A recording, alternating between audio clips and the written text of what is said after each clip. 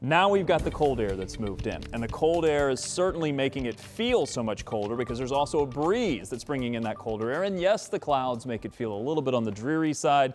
Also trying to find a little bit of optimism here. While the garden may not love the colder temperatures, some of the rain that we've been receiving for Indiana is much needed. We are a little bit on the drier side, especially the northern part of the state.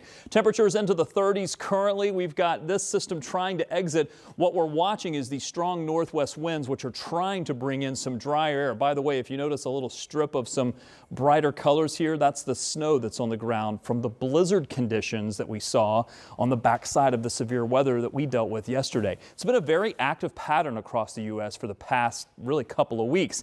Now our temperatures are 26 degrees colder at this hour than where they were yesterday at this time. So we have seen an air mass change. Now we're going to get into a much quieter pattern. Once these winds calm down, still breezy, still gusting at times to 30 miles per hour. That's why I've been talking about traffic. The traffic camera is shaking quite a bit. It's going to allow our temperatures to cool down, but it's also just making it feel so much colder. It feels like it's 20s and 30s right now. I had to bring out the wind chill graphic yet again. Trust me, I didn't want to, but you will see some improvement in the temperatures for tomorrow.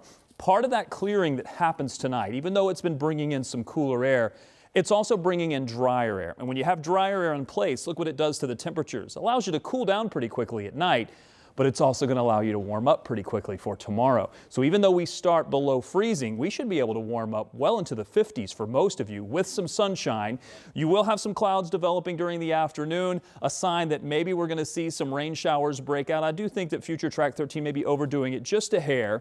Still watching for the chance for showers tomorrow night. I don't think it impacts your daytime either Friday or Saturday, because I think by Saturday morning, while we are left with some clouds and temperatures into the mid-30s, we expect the temperatures to warm back up into the mid-40s by the, into the mid-50s by the afternoon on your Saturday. Temperatures tomorrow into the 50s. More sunshine the early part of the day on Friday. And then looking at the weekend, both days 54 for the high. Saturday is the more rain-free day. I don't want to say it's better or worse than the other because the gardens will probably like Sunday as well, with spring temperatures and a little bit of rain in our forecast.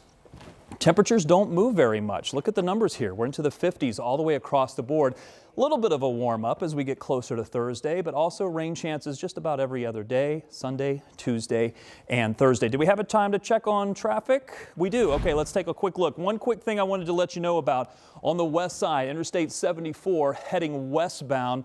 All of these that I've looked at are all disabled vehicles. I'm not sure what's going on today, but there's a disabled vehicle in 65 southbound, although that may be a new system that just popped up. This one westbound on 74, and I can show you the interstates here. Let's show you what we're talking about. There's the disabled vehicle. They've now loaded it onto a tow truck, moving it out of the way, but you can see it has the left lane blocked, and because of that, traffic continues to back up on Interstate 74. We'll keep an eye on that. I'll also check on some of the other incidents on the map.